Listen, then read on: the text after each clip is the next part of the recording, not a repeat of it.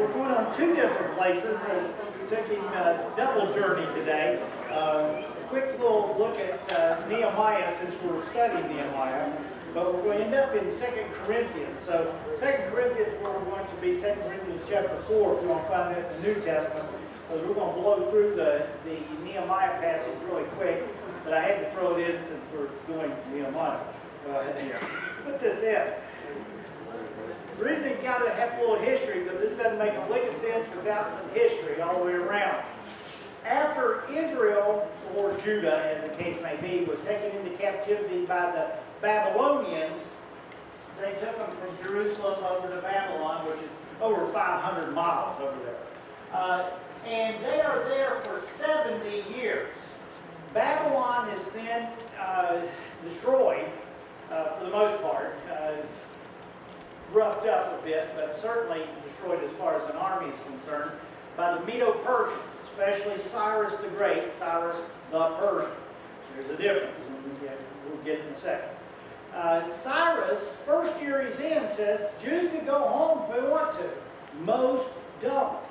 They're already established. That's where the institution of the synagogue came about. It was like temple away from temple.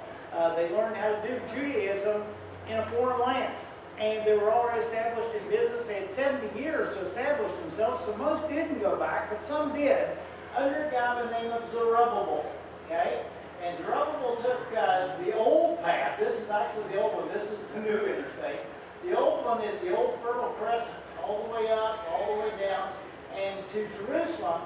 When he gets to Jerusalem, he finds what used to be there was Solomon's temple. Solomon's temple was very ornate, beautiful looking thing, but it had been destroyed down to the last stone. There was nothing sitting on top of one another, just completely wrecked. And it had been that way for 70 years, so it's just ruins. Zerubbabel says, we got to put this thing back together, but we're going to sort of establish ourselves, so we got to put our houses up, get, all the folks who are coming back from this first exodus, so to speak, and get it all ready to go. Then they start working on the footers and the base for the temple. Well, naturally, all the folks in the area that are Canaanites, okay, different sects of them, who have been there for the last 70 years while the Jews were out, said, hey, we don't like this at all. You're taking over our neighborhoods. And we said, well, no, this is our neighborhood. We were kicked out, now we're back. Well, that's too bad. Possession's 9/10 of it, and we're here. And they're not liking it. By the time they get ready to put the temple up, they send letters back. Cyrus the Persian is now gone. And Darius the Mede, that's the Medo-Persians, is now in control. You'll know Darius. He's the one that threw Daniel in the lion's den. Shadrach, Meshach, and Abednego. That's Darius. Okay? Darius is told by the letter, look through all your stuff and see that these Jews don't pay taxes to anybody. These Jews rebel against outside leadership. These Jews are not good. They're not going to do good for you. Darius did look at the history books. He didn't look at the edict from Cyrus because he was the Persian. Okay? Didn't look at that. Looked back and said, well, you're right. Stop work. And they did. 16 years, it looked like the size of a building over here in gravel and concrete. It sat like that because the law of the Medes and Persians cannot be changed, cannot be altered. Once they made a law, it was the law, period. And so that's just the way it went. And so it just sat and ruined, footers ready and all that kind of stuff, but just sat. Now, Darius exits the scene. His son, Xerxes, takes over after him. You'll know Xerxes if you saw the movie The 300. That's the guy who comes and fights the 300. Doesn't look a thing like Hollywood, didn't have all those earrings and bald head and all that. He had beard, he had all that stuff. I don't know why Hollywood did it, but they did it. I guess trying to make him look tough and exotic or something. But the idea is he is now in control. Zerubbabel sends letters back to him and says, look back to Cyrus's edict. That's the law of the Medes and Persians. It cannot be changed or altered. That was before Darius. And they go, you're right. So he sends word back, build a temple, and in fact, you guys who have been stuffing them down a rat hole over here for the last 16 years, you pay for it. Don't send your taxes to me. Build their temple for them. It's like, what day? It's great. Here we go. And that's what they did. Zerubbabel's temple is bigger than Solomon's temple, but it's real plain. It's a plain Jane building. It stays up and is good enough for 500 years. This is the basis of Herod's temple, that he makes a whole temple mount and builds all around the shell of this thing and builds it into a huge temple. That's the picture that we normally get of the Jewish temple. This is the in-between. This is not Solomon's temple. It's not Herod. It's the in-between temple, but a temple they have. They have it so long that they get so used to it that nobody's hardly going and worshiping anymore, not many sacrifices. It's kind of just, Word comes all the way back to Babylon. Man, something's going on. They're not doing much over there anymore. They're building pretty houses, but even the house of God's kind of fallen into disrepair. And so Ezra the prophet says, I'm going, taking Exodus number 2. Another group of folks go back with him, and they do a revival. Get out all the old law, the Torah, all those things, and read the law in front of people. It becomes fashionable again to be Jewish, to follow Yahweh, one true God of Israel. There's a revival.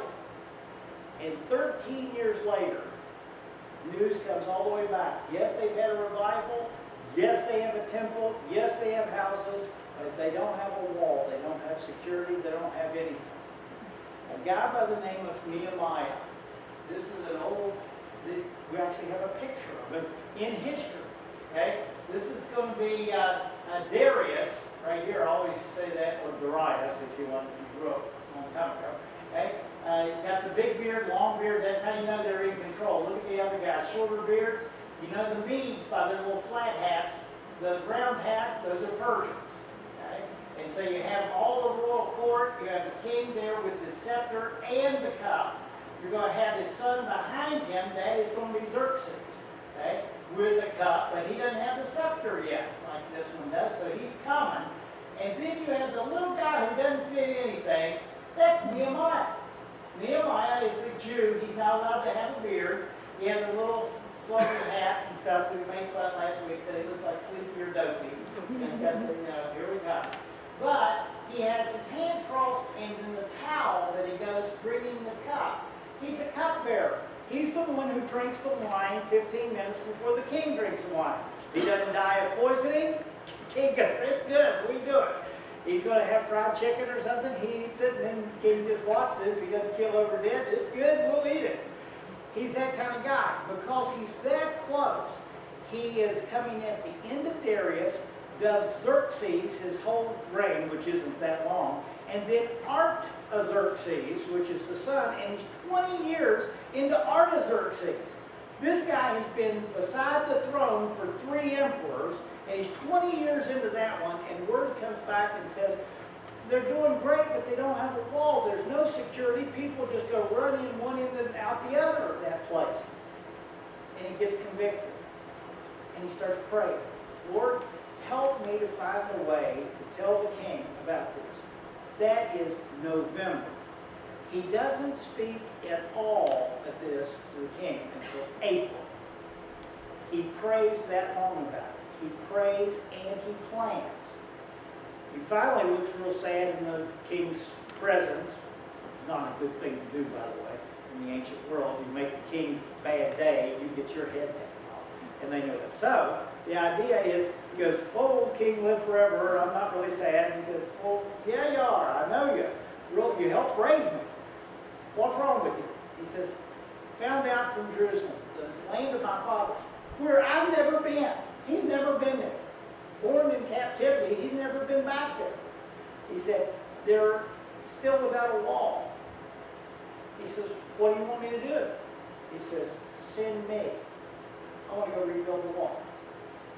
Okay, I can do that. How long are you going to be gone? How much is it going to cost, all that? He has that all worked out. Why? Because he's been praying from November to April. He's making plans. He's ready to go with this thing. It's great.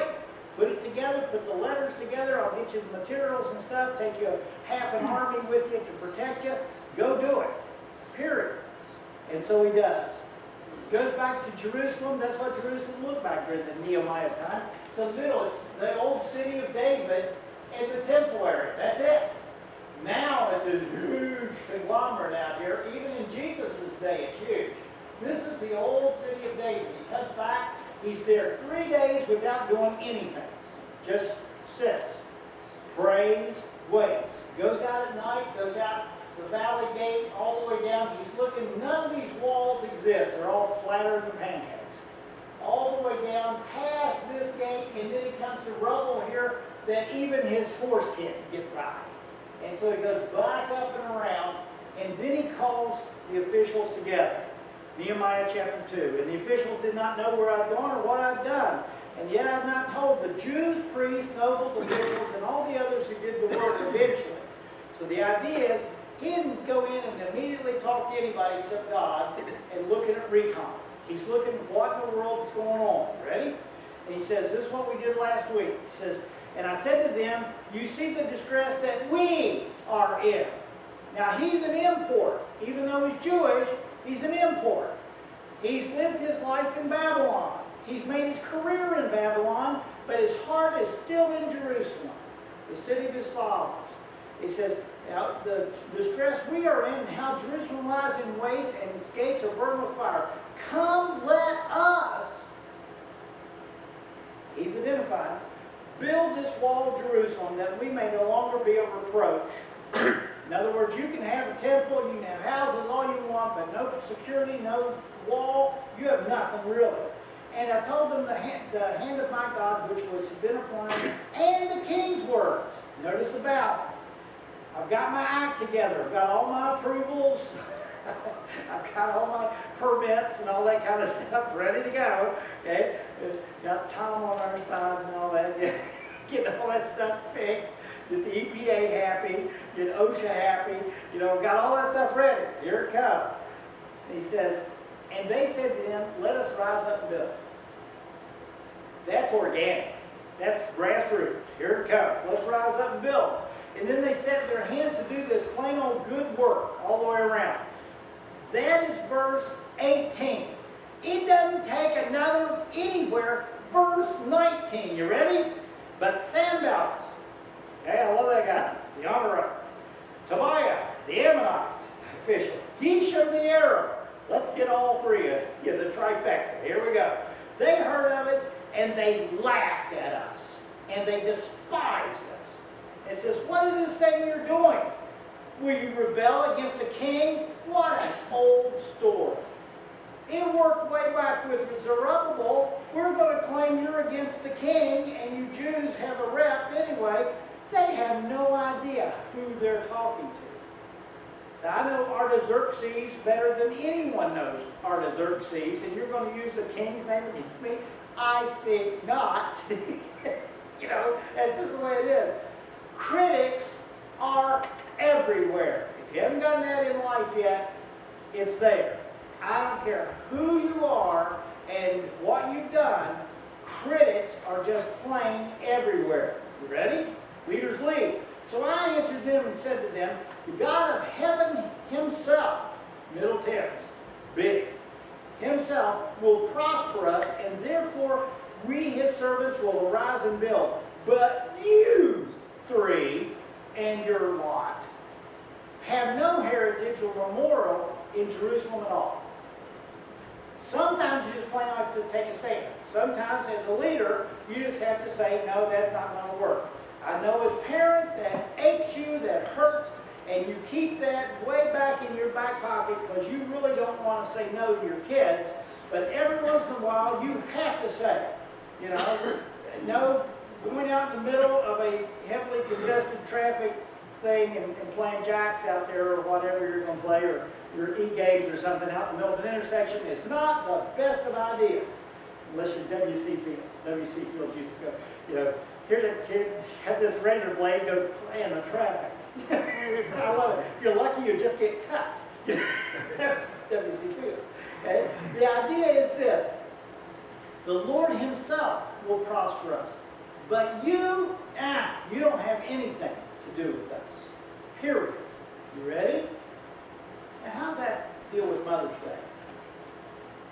Mother's Day is this. I don't know of another day that is more deserving than a Mother's Day. You never see an NFL player get his mug in the picture in the background and go, "Hi, Dad." It's always, "Hi, Mom." Moms just do that for you. Okay? Moms can levitate you from across the room. Sit down. Stand up. And they can do it. You know, they're really, only your mom can do that to you. I mean, it's just, period. Your dad, you like, well, Mom, instant. Okay, whatever you want, Mom.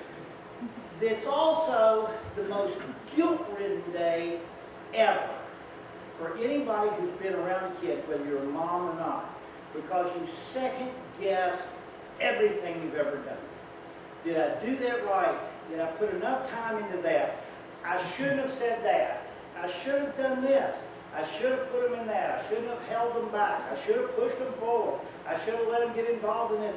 It is the most guilt-ridden day on the face of the planet to try to be a mom or anyone else who influences kids all the way around. Word, you guys, comes from good old Paul. Writing the most personal note that he ever wrote was 2 Corinthians. This is almost un-Paul-ish. He's usually really theological and all that kind of stuff. He gets right down into the sand with us all the way around. He says, "But we have this treasure." In verse 1 through 6, he's talking about the gospel. That's the treasure.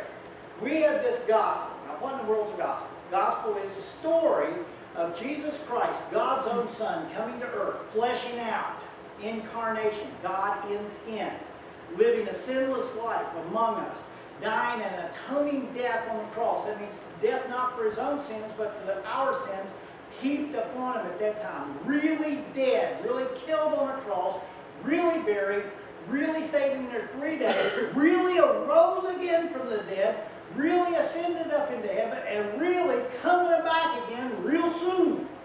Be ready. That's the gospel. That you don't have to work for salvation. Salvation is a free gift given by a loving God who died in your stead. All you do is accept it. But you have to accept it. It's not thrown at you. It is a Greek word.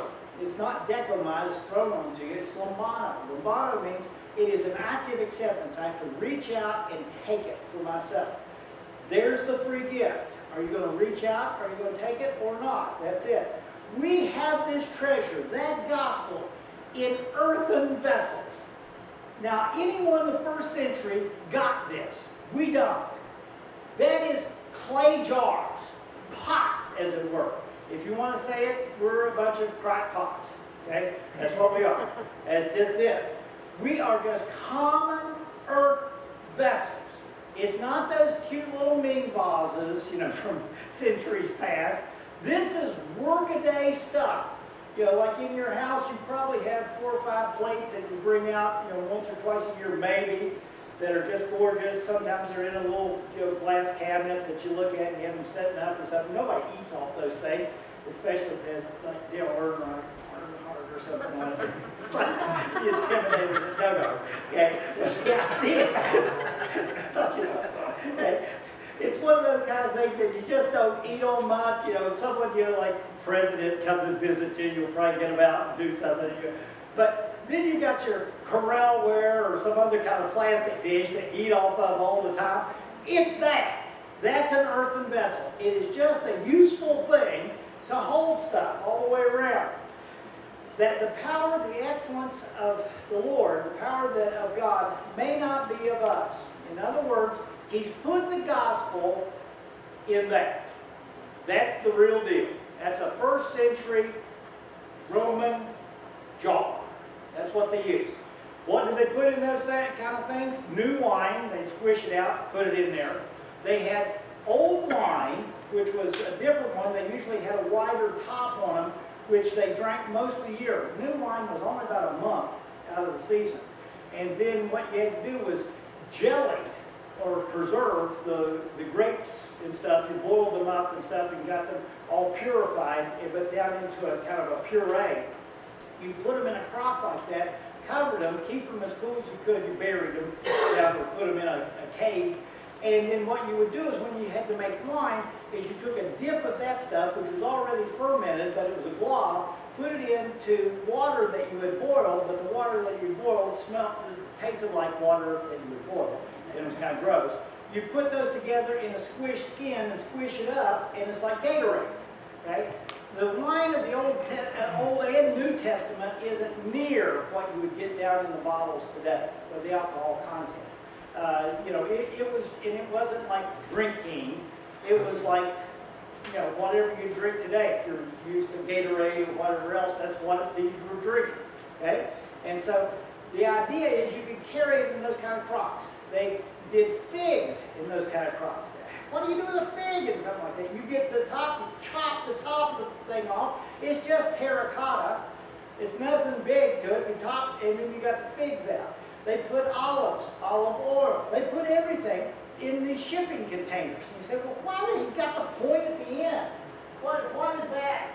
That is so that they rest together. They would have peg boards of these things on ships that would go down in it, and it also lets it go back and forth as the ship rocked and stuff. It'll rock with it so that they didn't slam against each other and break.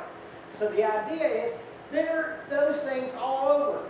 Show you how tough they are. Those are from Pompeii that killed everybody. Like the big volcano blew up and everything. Well, it blew up everybody except the pots. They just lined them up. I mean, they're that tough and that common. That's the idea. Ready? Here's real life. He says, he's put the gospel in clay jars. Just regular, common old people, all the way around. Best news ever. But he just doesn't leave you alone. He puts you into real life.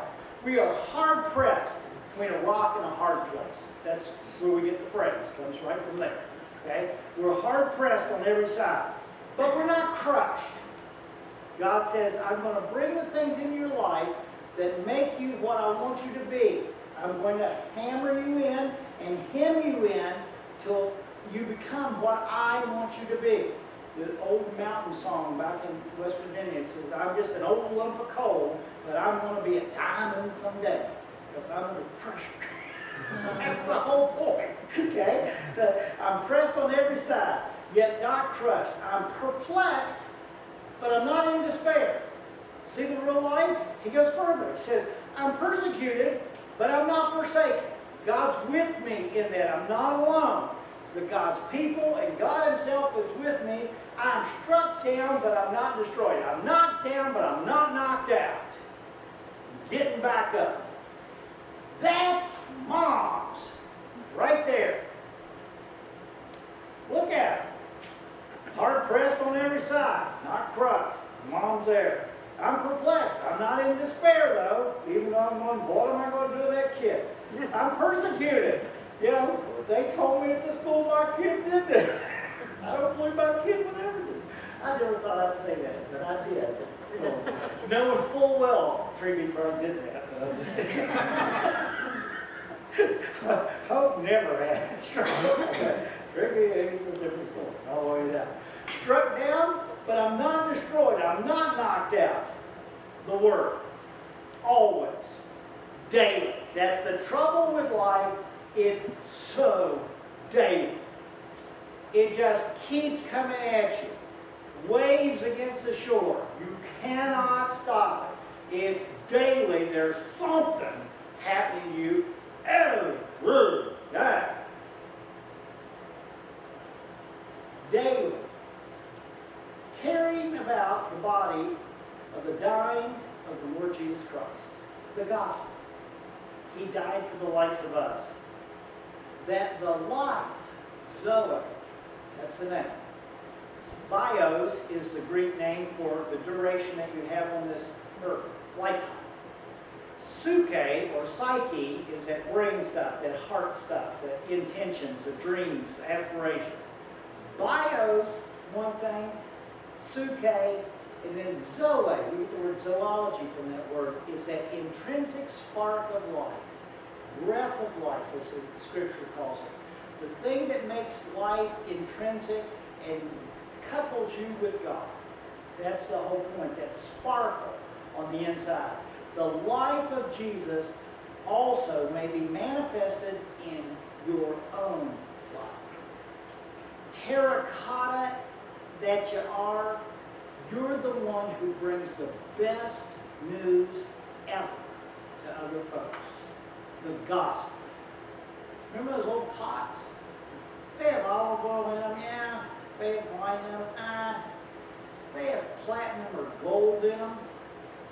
That's a whole different pot. This terracotta pot that you walk around in, it's common, But you carry within you the greatest gift that you could ever give anyone.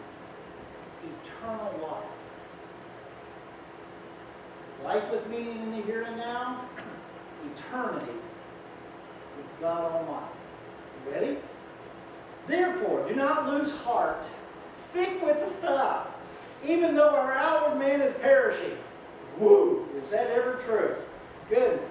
There's nothing like gravity and age and sun to convince you of that. Okay? It's like, yikes, you know. Who is that old man in the mirror? It's you. There we go. Even though our outward man is perishing, yet the inward man is being renewed day after day. Read your Bible any. You pray any. Your inner man needs way more attention than the outside. You know, we preen and fluff and puff and do whatever we can to this outside. What do you do on the inside? The inside needs to be renewed day by day. Ready?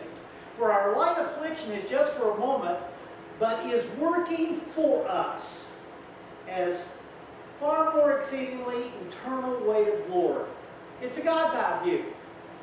The stuff I'm going through right now, the challenges I'm going through, is God ordained so that we become what He wants us to be. And lastly, God said, Amen. Here we go. I need my little friend back here on this. He amens me real big. Okay? Life is so daily, but it adds up. And it adds up to eternal. It adds up to eternity. It says, while we don't look at the things which, we do not look at the things which are seen. That's what the media looks at. Okay? That's what the world looks like. That's what the university looks at. Okay? They put it under a microscope. They put it in the ivory tower. They look at that stuff. But the things which are not seen, character, life itself, faith, eternity, those really important things in life, they're not seen. You can't put them under a microscope. For the things which are seen are temporary. I mean really temporary. Second law of thermodynamics. Things decrease, they run down, they rust, they fall apart. Put a car in your front yard, you leave it a few years, it just disintegrates and falls apart. It doesn't become newer and livelier and ready to go. No, falls apart. Just look at 3/4 of the yard here. You know, this kind of falls apart, the idea. Okay? Those are just temporary.